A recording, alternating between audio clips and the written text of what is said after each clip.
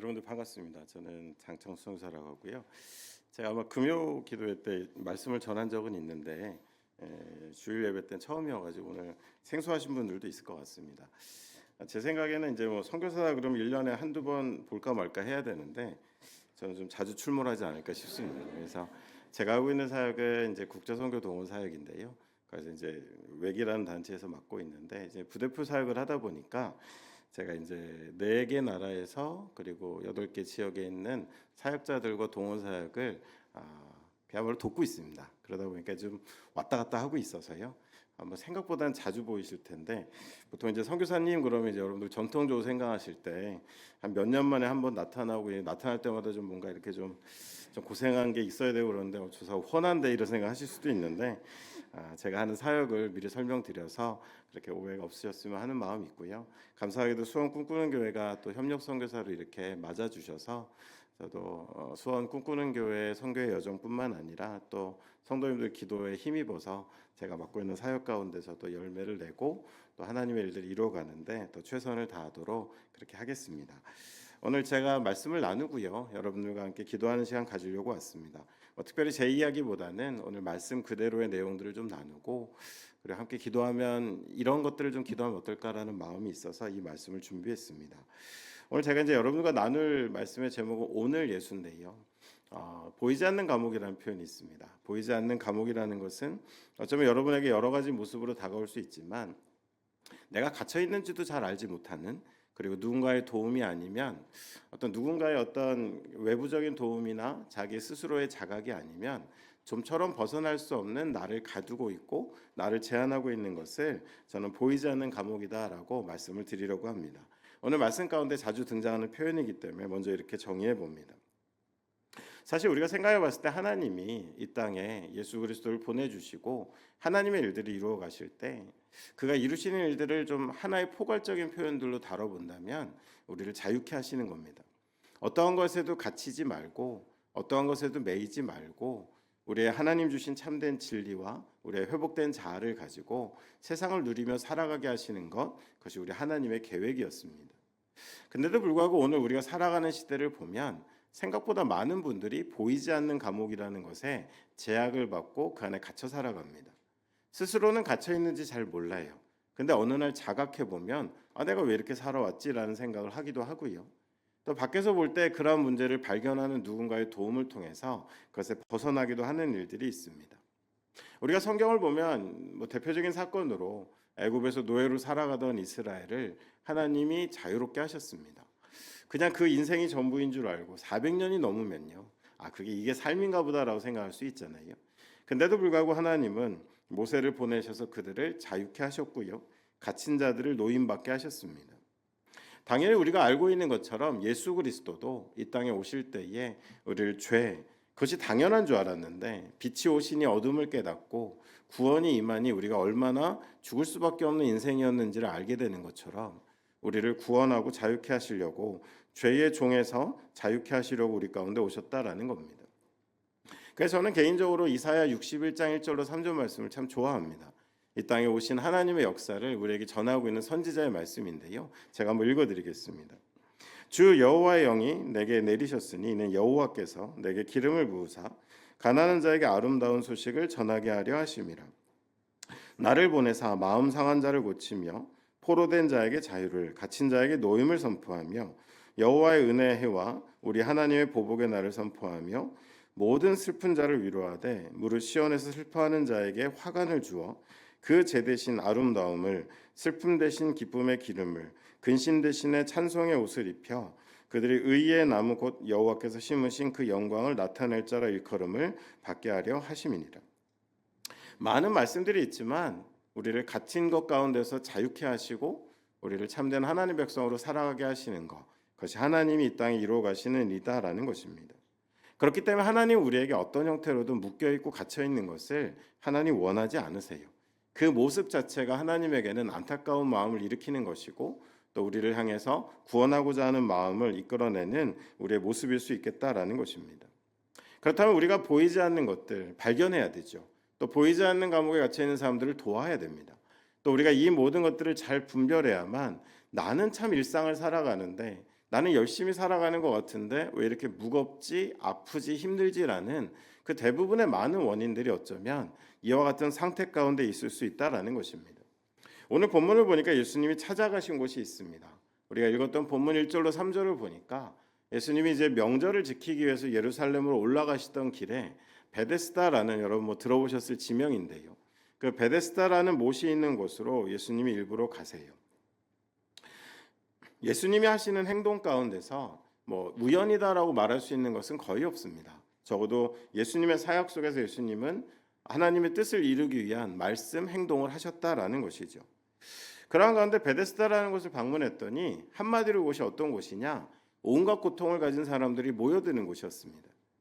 그 베데스다라는 지명의 뜻 자체가 은혜의 집 또는 치유의 집이라는 뜻을 갖고 있습니다. 그러니까 사람들이 곳으로 몰려든 이유는 내가 가지고 있는 아픔, 내가 가지고 있는 고통을 해결받을 수 있는 곳이다라는 믿음이 있었기 때문에 그곳으로 사람들이 모여들게 되었다라는 것입니다. 그것이 얼마나 사람들에게 주목을 받았는지 아예 그 앞에 행각이 있고요. 곳에 살아가는 머무는 사람들이 점점 늘어나고 있었습니다. 제가 좀 관찰을 해보니까 좀 오래된 고통이 있는 어떤 아픔이 있는 분들의 특징이 있습니다. 양면성인데요. 그게 뭐냐 하면 어떤 면에서 이런 고통이나 아픔이 있는 분들이 되게 고집스럽습니다. 다른 사람 얘기를 잘 안 들어요. 내가 원하는 방법, 내가 원하는 일, 내가 얻고자 하는 것들에 자꾸 마음이 집중되다 보니까 굉장히 그 사람을 위하고 지혜로운 말을 해주는 사람들의 이야기를 잘 듣지 않는 그런 고집스러움들이 좀 있습니다. 근데 반면에 양면이라고 말씀드렸잖아요.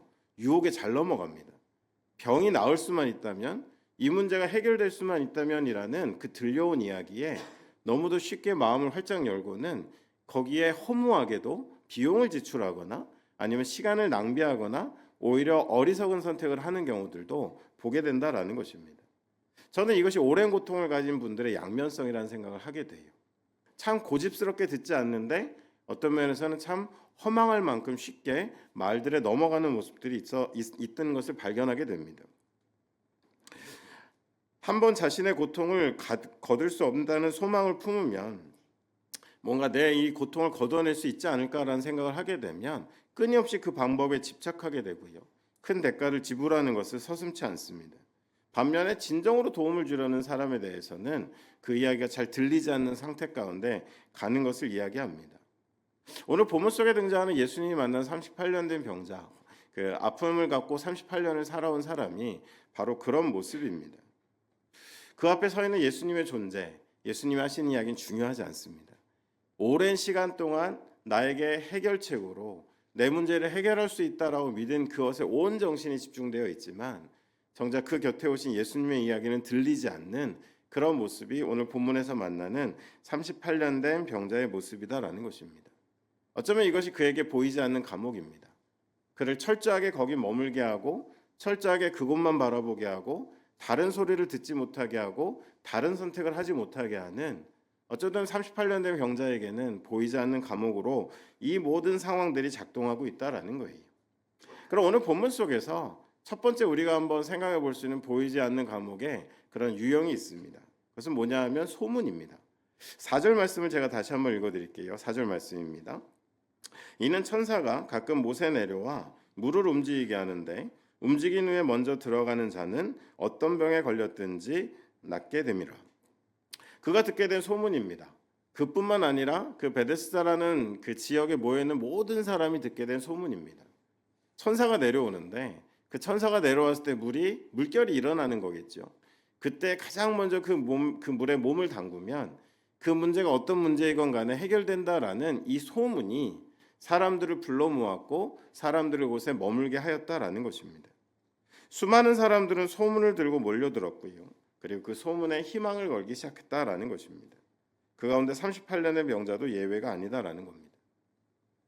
여러분들, 이 소문이라는 것이 생각보다 강력한 보이지 않는 그 감옥으로 작동할 때가 있습니다. 오늘 이 장면에 나타나는 이 병자들, 환자들, 많은 문제를 가지신 분들뿐만 아니라 이 소문의 강력함이 얼마나 강한지 6절에 보니까 예수님이 옆에 오셔서 네가 낫고자 하느냐라고 물으시지만 들리지 않습니다. 오로지 그를 지배하고 있는 것은 천사가 내려오는데 물결이 일어나는데 그때 가서 몸을 담그면 낫는데 라는 이 출처가 불분명한 이 이야기가 그 수많은 사람들의 삶을 지배하고 있었다라는 것입니다. 여러분, 이것이 과연 여기에 나오는 옛날 이야기뿐일까? 오늘날 우리가 사는 세상은 어떻습니까? 여러분, 소문이라는 것이 갖고 있는 그런 지배력들을 여러분 경험하시냐라는 겁니다. 오늘도 우리도 소문이라는 감옥에 쉽게 갇히기도 합니다. 세상에 떠도는 이야기들, 출처를 알 수 없는 이야기들이 우리에게 상당한 지배력을 행사하면서 우리를 곳에 집착하고 머물게 하고 더 건강한 이야기들을 듣지 못하게 하기도 한다라는 것입니다. 아이들의 교육 문제 어떻습니까? 아이들을 이렇게 교육해야 아이들의 미래가 발달하는 여러분, 그 모든 이야기들의 출처를 여러분 확인하고 계십니까? 그리고 그 이야기들이 정말 긴 시간 동안 작동하며 그런 어떤 가치를 가지고 있다라는 것을 여러분 확인하셨습니까? 또 노후에 대한 건 어떨까요? 요즘 저희 선교단체에서도 전혀 그런 단체가 아닌데 갑자기 우리가 노후 얘기가 나오니까 막 그동안 본인들이 갖고 있던 온갖 정보가 테이블에 올려지고 한 1시간을 얘기했는데 얻은 건 아무것도 없고 그냥 우리의 노후가 어둡구나 이것만 확인하고 끝났던 적도 있습니다. 여러분, 우리가 살아가는 삶에 있어서 노후 대책에 대한 수많은 소문들이 있죠. 이렇게 하면 부자가 된다. 이렇게 하면 건강해진다. 정말 많은 이야기들이 우리의 주변에 가득 채워져 있습니다. 그리고 우리는 그 소문에 많은 것들을 할애하고 빼앗기면서 정작 우리의 삶을 향해 진정 필요한 이야기들에 점점 우리의 시선과 귀를 두지 않고 있지 않냐라는 것입니다. 세상에 증가하고 있는 모습 중에 한 가지가 도박성입니다. 세상에 증가하는 그 특징 중에 하나를 이야기하시더라고요. 뭔가 주변에 성공한 사람들의 이야기가 막 들려와요. 나는 30살에 직장을 그만두고 지금 몇십억의 자산가가 됐습니다. 혹시 잠깐 확인하고 지나갈까? 오늘 여기 그런 분들이 와 계신지 혹시 최근에 혹시 목사님 뭐 특별원금 같은 게 들어오신 적이 있으신가요? 보통 그런 분들이 특별원금도 안 하시더라고요. 그냥 여행을 떠나시더라고요. 근데 그런 분들이 너무 많아요. 미디어에서 보면 제가 제 통장을 공개합니다. 제 어떤 수익을 공개합니다. 그리고 우리는 그것을 보면서 나도 어떻게 저렇게 살아갈 수 있을까라는 어쩌면 가상에 만들어진 이야기 아니면 특별한 한두 케이스가 보편적인 이야기가 돼서는 우리의 삶을 지배하기 시작한다라는 것입니다. 최근에 이제 뭐 보이스피싱이라는 얘기도 옛날 얘기가 됐고요. 요즘은 또 로맨스 스캠이라는 것들이 좀 같이 접목이 된대요. 요 얘기를 또 길게 하면 또 이제 좀 마음에 찔릴 수 있는 우리 중년 성도님들이 계시기 때문에 그냥 돈의 유혹이 아니라 약간 마음을 이제 흔들어 놓는 거죠. 네, 그리고는 거기에 어떤 금전적인 요구를 하는 것들이 보통 뭐 8주에서 10주. 제가 얼마 전엔 BBC 기자가 직접 한번 그걸 당해보는 그런 영상도 봤는데요. 처음부터 돈 내놓으라고 하지 않더라고요. 이렇게 좋은 관계를 맺으면서. 근데 여러분, 이 모든 일들이 정말 그런 집단들이 너무도 정말 방법이 그리고 어떤 접근해오는 것들이 너무도 교묘하기 때문에 우리가 당하는 걸까? 여러분, 한 가지 점검해 봐야 될 것은 우리 내면에 그만큼 불안하고 불안정한 것들이 있기 때문에 그러한 것에 동요가 되고 우리가 그것에 넘어가는 시대 가운데 살아가고 있다라는 것도 한번 점검해 보아야만 한다라는 것입니다. 한 걸음 물러나 보면 그냥 소문입니다. 한 걸음 물러나 보면 별로 출처도 분명하지가 않습니다. 근데 어느 순간 그것에 젖어들기 시작하면서 사람들은 그 지배 아래 놓이기 시작한다라는 겁니다. 두 번째로 보이지 않는 감옥으로 오늘 38년 된 병자 가운데 작동한 것이 있습니다. 7절 말씀을 같이 한번 읽어볼까요? 우리 7절 말씀인데요. 같이 한번 읽어보겠습니다. 함께 읽겠습니다. 병자가 대답하되 주여 물이 움직일 때에 나를 못에 넣어주는 사람이 없어 내가 가는 동안에 다른 사람이 먼저 내려가나이다. 여러분, 두 번째 보이지 않는 그 감옥의 역할을 했던 것은 경험입니다. 자, 그곳에 머무는 동안에 이제 결론을 내렸어요. 어쩌면 이 38년 된 병자는 이제 이런 소문들 안에서 내게 해결책은 하나인데 내가 이제 몸이 자유롭지 않으니까 누군가 나타나 나를 번쩍 들어가지고 자, 준비 시작하고는 나를 어떤 방법으로든 집어 던지던 들고 가서 담가주시던 누군가 나를 좀 도와서 물결이 일어났을 때 그 못에 나를 담아줄 수만 있다면 나는 나을 거다라는 것에 온 생각이 다 머물고 있다라는 거예요. 그 안에 뭐가 깔려 있을까요? 번번이 실패한 거죠. 노력을 안 했겠습니까? 그러나 늘 움직이지 않는 몸, 자유롭지 않는 것 때문에 실패했던 그 경험들이 이제는 오히려 그 일에 집착하게 만들어가고 있다라는 것입니다. 여전히 곁에서 하시는 예수님의 말씀은 들리지 않습니다. 네가 낫고자 하느냐라고 말씀하시지만 아니 그건 잘 모르겠고 누가 저 좀 도와줬으면 좋겠습니다. 그 방법밖에 없습니다라고 자신의 과거에 반복된 경험 속에서 아주 작고 좁은 그 해결책 하나만에 모든 시선을 고정시키고 있다라는 것입니다. 여러분 유명한 아인슈타인의 말도 있잖아요.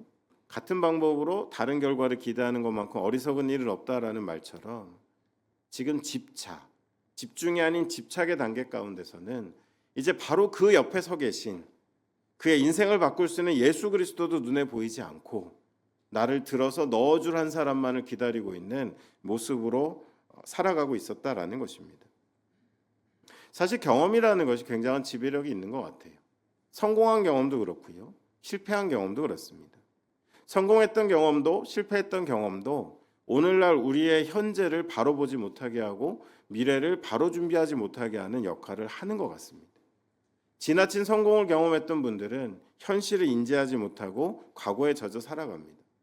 또 지나친 실패를 경험했던 분들은 지금 충분히 가능성이 있고 자격을 갖췄고 용기를 내면 되는데도 그 과거의 실패가 끊임없이 발목을 잡기도 하는 것이죠. 이런 것처럼 경험이 우리를 가두기도 합니다. 그래서 저는 과거와의 이별이라는 것이 우리에게 필요하다라는 말씀을 드리고 싶습니다. 여러분 이별 그러면 되게 부정적으로 생각하실 수 있지만 과거와의 이별이다라는 것은 뭐냐면 이별이라는 말이 제가 한 분한테 들었는데 아름다운 말인데요. 소중하게 간직한다라는 그런 의미라고 하더라고요. 그러니까 나는 너와 이별이야 그러면서 뭐 막장 드라마에서 막 때리고 뭐 다시는 이게 이별이 아니고요.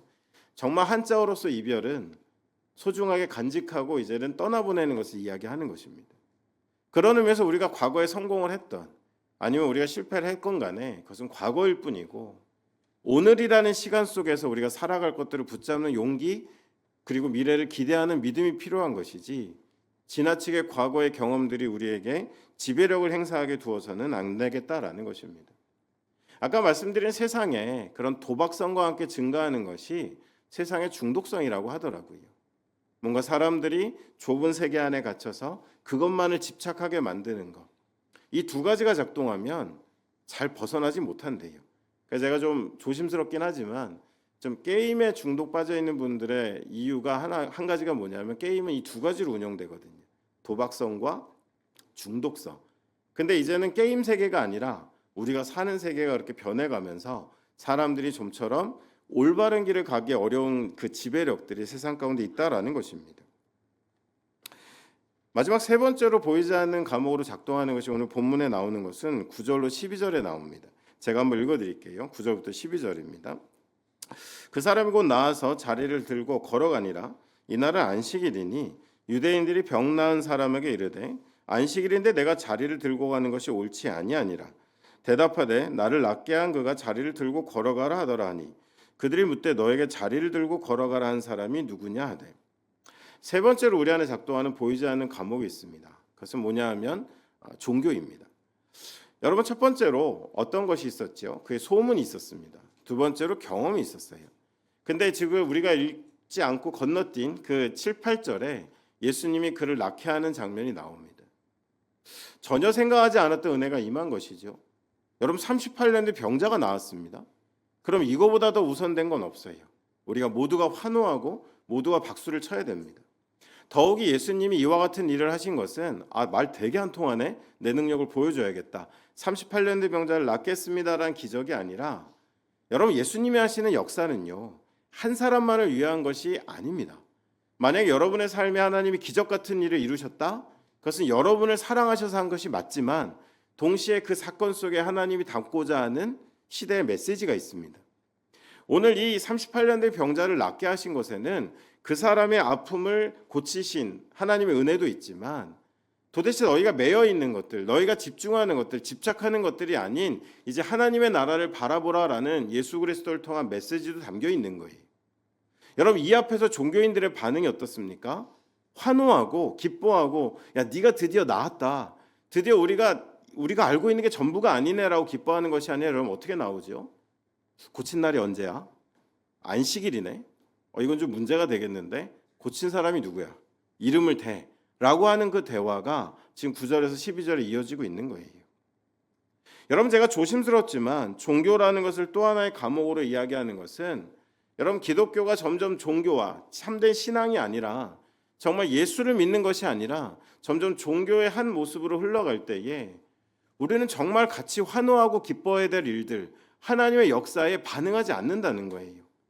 이게 우리의 전통에 맞나? 이게 우리의 룰에 맞나? 나의 정서에 맞나? 내 입장에 맞나? 이 상황에 맞나라는 고리타분한 종교적인 흔적들을 가지고 오히려 시대의 하나님의 역사를 재단하고 오히려 올바르지 못한 해석들을 내어놓기도 한다라는 겁니다. 여러분, 지금 종교인들의 모습이 그래요. 38년 된 병자가 나았다고요. 그 소문과 풍문이 가득한 지역에서 예수라는 존재가 등장하셔서는 그 오랜 질병을 낫게 하셨을 때는 그 사람이 어느 종교에 속해 그 사람이 불교를 믿던 천주교를 믿던 함께 기뻐해 주는 것이 가장 최우선임에도 불구하고 종교인들은 안식일에 고쳤다고? 이건 율법을 어긴 것인데? 라는 것을 따져 물으면서 너를 낫게 한 이가 누구냐라는 것을 추궁하고 있는 모습으로 오늘 등장하고 있다라는 것입니다. 여러분, 종교는 위대한 것을 평범하게 만든다라는 말이 있어요. 여러분, 우리의 기독교의 신앙은 종교로 흘러가서는 안 됩니다. 우리는 평범하지만 하나님의 위대하심을 이 땅에 드러내야 될 사람들입니다. 수원 꿈꾸는 교회가 한 지역교회 같지만 아까 목사님께서 꿈 넘어 꿈이라는 그 또 하나의 도전들을 말씀해 주셨지만 정말 우리에게 주신 것들이 평범하지 않도록 더 위대한 열매를 맺도록 하는 것이 우리의 여정이어야 되는데 굳어진 종교는 이 땅의 육체가 돼버린 종교는 너무너무 위대한 것들을 받은 은혜들을 평범하고 더 시간이 지나선 초라한 것들로 만들어가고 있지만 우리가 그것만 하지 않아도 우리가 그것만 하지 않기 위해 서로 동역하고 힘을 모으고 마음을 모은다면 우리는 참 평범한 것 같지만 하나님 우리 공동체를 우리 개개인을 위대하게 사용하실 거다라는 것입니다. 그래서 바울은 디모데전서 1장 4절에 이야기합니다.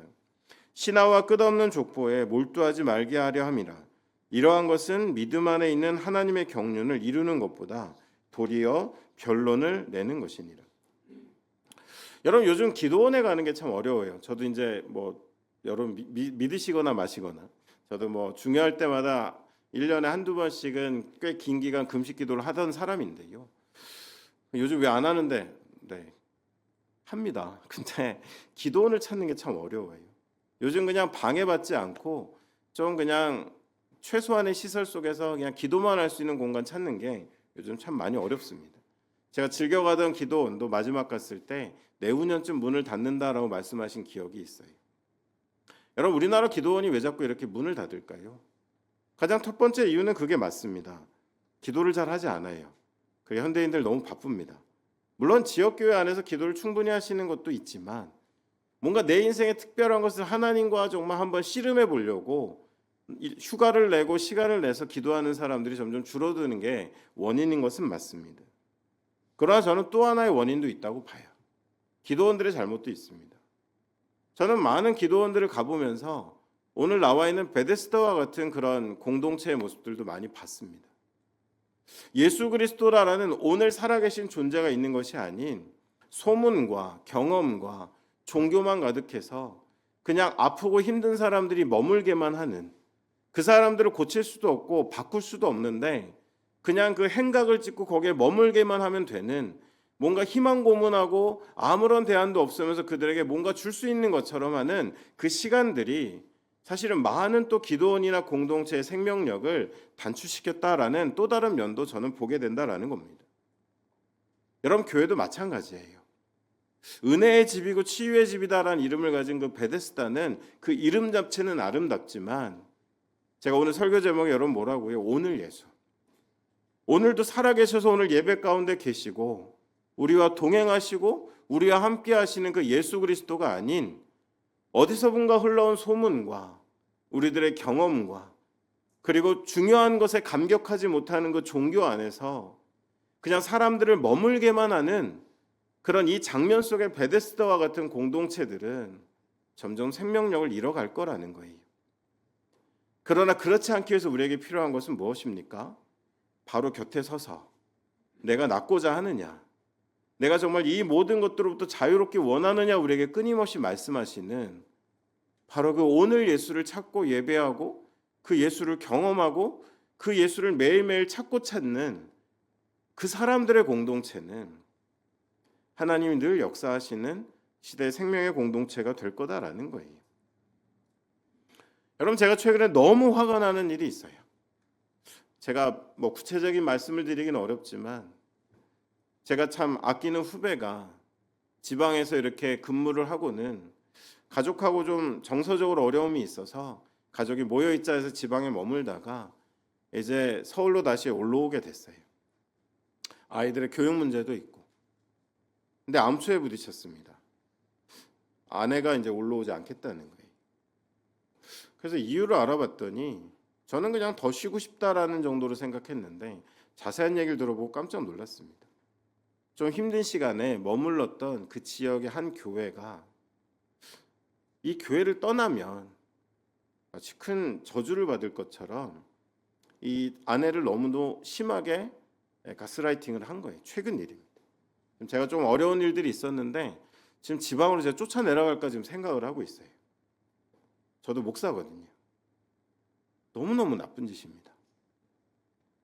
예수도 없고 복음도 없고 오로지 출처를 알 수 없는 소문과 자기의 그저 만들어낸 경험과 그리고 몇 가지 어떤 종교적인 율법들로 젊은 영혼을 붙잡고 있는 걸 보고 있으면서 정말 이걸 어떻게 도와야 될까라는 생각을 최근에 하고 있는 중이었었습니다. 여러분, 제가 오늘 수원 꿈꾸는 교회를 방문했어요. 제가 드릴 수 있는 가장 큰 축복의 이야기는 이건 것 같아요. 소문도 아닌, 경험도 아닌, 종교도 아닌 수원 꿈꾸는 교회는 오늘 예배하는 이곳 어딘가에 계신 또 우리와 동행하시는 오늘 예수를 통하여서 바로 곁에 서서 말씀을 전하시는 그 예수를 경험하고 느끼면서 시대를 살아갈 수만 있다면, 그럼 눈으로 보여지는 어떤 그런 것이 아닌 수원 꿈꾸는 교회는 하나님이 가장 사랑하시는 교회가 될 것이다라는 것입니다. 우리에게 필요한 것은 오늘 예수입니다. 우리에게 필요한 것은 소문도 경험도 아닌, 종교도 아닌 오늘 예수입니다. 히브리서 13장 8절 이런 말씀이 있어요. 같이 한번 읽어볼까요? 함께 읽겠습니다. 예수 그리스도는 어제나 오늘이나 영원토록 동일하시니라. 오늘 예수를 바라보는 것이 여러분 기독교의 신앙입니다. 예수는 과거에 있고 추억에 있는 것이 아닙니다. 예수님은 오늘 계시고요, 다시 오실 것입니다. 그것이 우리의 신앙입니다. 오늘 예수를 기억하는 것이 그리스도의 교회입니다. 예수는 교리에 있고 절기에 있는 것이 아니라 우리 모두의 삶에 있습니다. 그것을 드러내는 것이 교회입니다. 오늘 예수를 전하고 가르치는 것, 이제 제가 한 번 말씀드리는데 이 단어가 나오면 이제 더 오래 할까 보다. 아니요, 오늘 길게 할 마음은 없는데 오늘 예수를 전하는 게 여러분 선교입니다.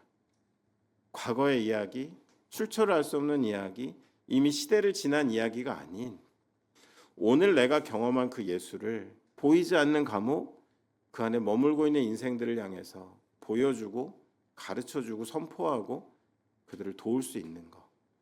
과거의 내 이야기가 아니라 내가 40대를 살던 50대를 살던 60대를 살던 아니 80대를 살던 오늘 눈 뜨고 내가 경험하는, 내가 붙잡고 살아가는 나를 38년도 더 된 병에서 낫게 하실 그 예수로 전하고 가르치는 것이 여러분 선교이고, 그때 여러분 이 땅에 살아가신다면 이 땅에 선교하시는 거고요. 어느 하나님의 부르심이 있어서 그땐 저와 상의하시면 되는데요. 자꾸 외국이 보여요. 자꾸 떠나야 될 것 같아요. 여러분 그걸 누르지 마세요. 괜히 화병됩니다. 그럴 땐 저를 찾아오시면 되지만 그때 여러분 어느 나라에 가시면 언어가 다르고 문화가 달라 잠깐의 훈련이 필요하겠지만 그 오늘의 예수를 또 전하는 것이 이 시대 하나님의 선교일 거다라는 것입니다. 오늘 본문 끝에 14절 15절에 예수님은 그 환자의 38년의 병자에게 이야기합니다. 더 심한 것이 생기지 않게 다시는 죄를 범하지 말라. 그리고는 이제 확인합니다. 나를 낫게 한 것은 베데스다의 소문이 아닌 예수였다라는 것을 확인하고는 그는 예수를 증거하는 인생을 살아가게 되었다라는 것입니다. 저는 더 심한 것이 생기지 않게 하려라는 이 말씀이 그렇게 들려요. 단순히 그가 38년 질고를 지고 살아온 병보다 더 심한 병에 걸릴 거냐 아니냐의 문제가 아니라 앞서 아무런 생명도 줄 수 없는 것들에 갇혀 살아가는 인생 가운데 행여 예수를 놓쳐서 또 보이지 않는 감옥 속에 소진하고 살아가는 인생이 아니라 예수를 경험하고 살아가는 참된 생명 가운데 머무는 삶에 대한 소망도 이 안에 담겨 있지 않나라는 생각을 하게 됩니다. 예수의 이름을 부르고 그분의 음성을 들으며 내가 낫고자 하느냐라는 단순한 한마디에 우리의 삶을 전적으로 의탁할 수만 있다면 우리를 가두고 있는 보이지 않는 감옥의 문은 활짝 열릴 것이고 그 감옥은 실체가 없었다라는 것을 우리로 알게 하실 것이다라는 겁니다. 말씀을 정리하겠습니다. 여러분, 현대 기독교는 예수의 현재성, 예수의 실제성들을 놓치고 살아갑니다. 그리고 어느덧 기독교도 소문과 경험과 종교의 어떤 틀 안의 것을 의지하며 신앙을 지탱하며 살아가는 것들을 보게 됩니다. 여러분, 얼마 가지 못합니다. 우리의 연수와 상관없습니다. 우리에게 필요한 것은 오늘 말씀드린 오늘 예수이고요. 여러분, 다음 세대 염려를 많이 하시잖아요. 다음 주에 또 청년부 수련회 있다고 하는데 정말 응원하는데요. 다음 세대한테도 여러분 우리가 예수가 잘 증거되지 않는 이유가 뭘까요? 우리에게도 옛날 예수를 이야기하고 있지 않습니까? 자녀들과 다음 세대들에게 나에게도 옛날 예수, 그냥 누군가한테 주워 들은 예수를 우리가 이야기하고 있다면 그게 어떻게 증거가 되겠습니까? 오늘 예수를 전하면, 오늘 예수를 나누면 우리는 부족하지만 하나님 은혜 가운데 그것이 다음 세대 가운데 흘러갈 거다라는 것입니다. 우리 마지막 성경 구절인데요. 같이 한번 읽겠습니다. 에베소 2장 5절로 7절입니다. 함께 읽겠습니다. 허물로 죽은 우리를 그리스도와 함께 살리셨고 너희는 은혜로 구원을 받은 것이라. 또 함께 일으키사 그리스도 예수 안에서 함께 하늘에 앉히시니 이는 그리스도 예수 안에서 우리에게 자비하심으로써 오는 여러 세대에